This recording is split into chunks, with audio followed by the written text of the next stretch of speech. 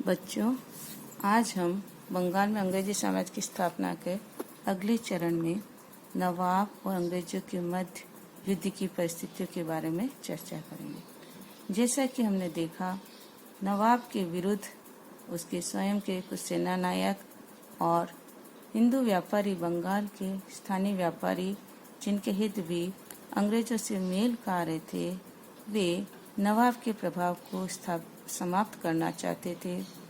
इस क्रम में अंग्रेज जिनके विरुद्ध नवाब सैनिक कार्रवाई कर रहा था, वह उसको हटाकर बंगाल में अपना प्रभाव स्थापित करना चाह रहे थे।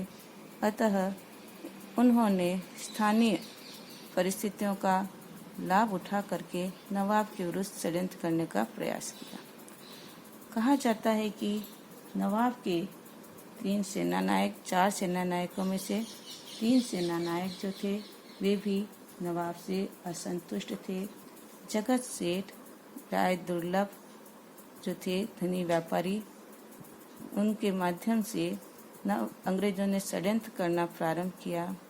नवाब का मुख्य सेना नायक मीर जाफर, जो उसका अलीवर्दी खां का बहनोई था पूर्व नवाब का, वह स्वयं भी गद्दी पर बैठना चाहता था।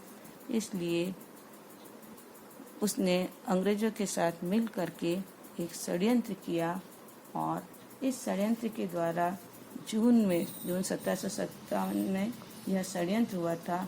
और इस षड्यंत्र के द्वारा यह निश्चित हुआ कि मीर जाफर को नवाब बनाया जाएगा।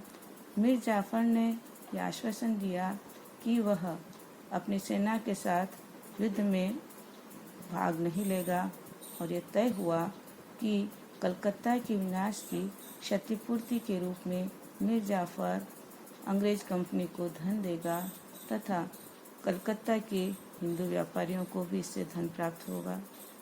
साथ ही मीर जाफर कलकत्ता की किलेबंदी में अब कोई हस्तक्षेप नहीं करेगा और कलकत्ता के आसपास का क्षेत्र भी अंग्रेजों को प्रदान होगा और वह अंग्रेजों के शत्रुओं को कोई सहायता नहीं देगा।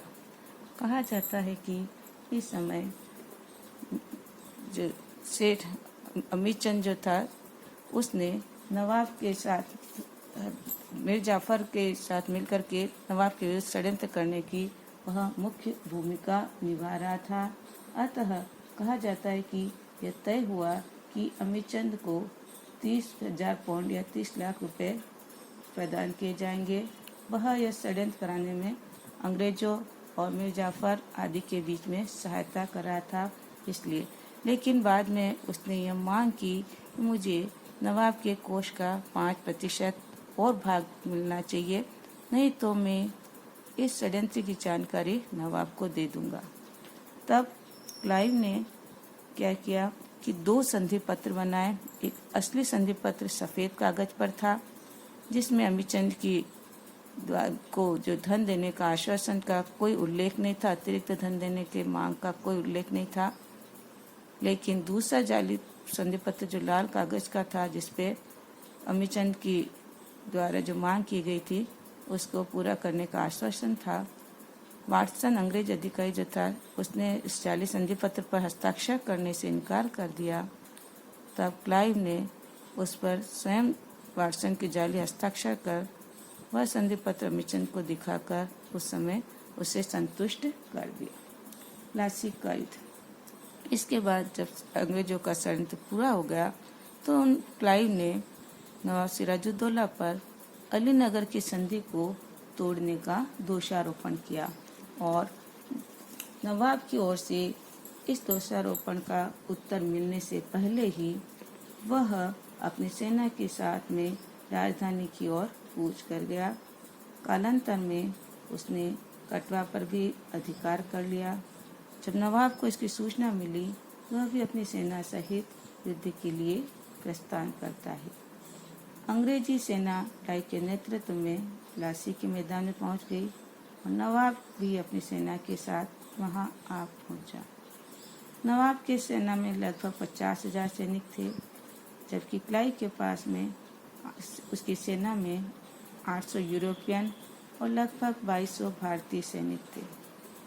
क्लाइव ने अपना डेरा प्लासी के मैदान में आम के पेड़ों के कतार के पीछे लगाया, जिससे शत्रु के तोप खाने से उसकी सेना को राहत मिल सके। इस समय कहा जाता है कि नवाब की भारी सेना को देख करके एक बार क्लाइव भी अपना साहस खो बैठा, लेकिन उसी समय पुनः षड्यंत्रकारियों की ओर से उसे सहायता देने का संदेश मिला। इस समय नवाब को भी संभवतः अपने षड्यंत्रकारी सेना नायकों के षड्यंत्र की सूचना मिल गई थी, लेकिन नवाब ने उस समय उनके विरुद्ध कोई सैनिक कार्रवाई न करके उन सेना नायकों को बुला करके उनसे उसने अपनी पगड़ी उनके सामने रख करके उसकी लाज रखने के कहा जाता है कि मीर जाफर ने और अन्य सेना नायकों ने उसे उसकी पगड़ी सौंप करके अपनी ओर से पूरा सहयोग देने का आश्वासन दिया।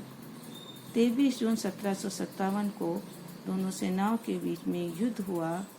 उसमें नवाब के 4 सेना नायकों में से 3 सेना नायक अपने सैनिक दस्ते के साथ में युद्ध में केवल मात्र दर्शक बनकर देखते रहे। युद्ध में उन्होंने भाग नहीं लिया। न केवल नवाब के सेना नायक मीर मोइनुद्दीन खां जो था, उसने शत्रुओं का सामना किया और युद्ध करता हुआ मारा गया। अतः नवाब इस घटना से घबरा गया और अंत में वह युद्ध क्षेत्र से भाग निकला।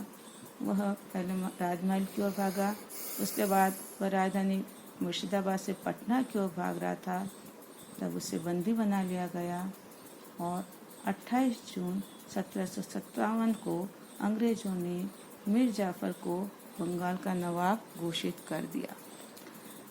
बाद में 2 जुलाई को मीर जाफर के पुत्र मीरन ने पूर्व नवाब सिराजुद्दौला की हत्या कर दी। इस प्रकार इस युद्ध के परिणाम स्वरूप बंगाल के अंदर शासन परिवर्तन हुआ, राजनीतिक परिवर्तन हुआ और मीर जाफर को अंग्रेजों ने अपनी सहायता से बंगाल की गद्दी पर बिठाया। धन्यवाद।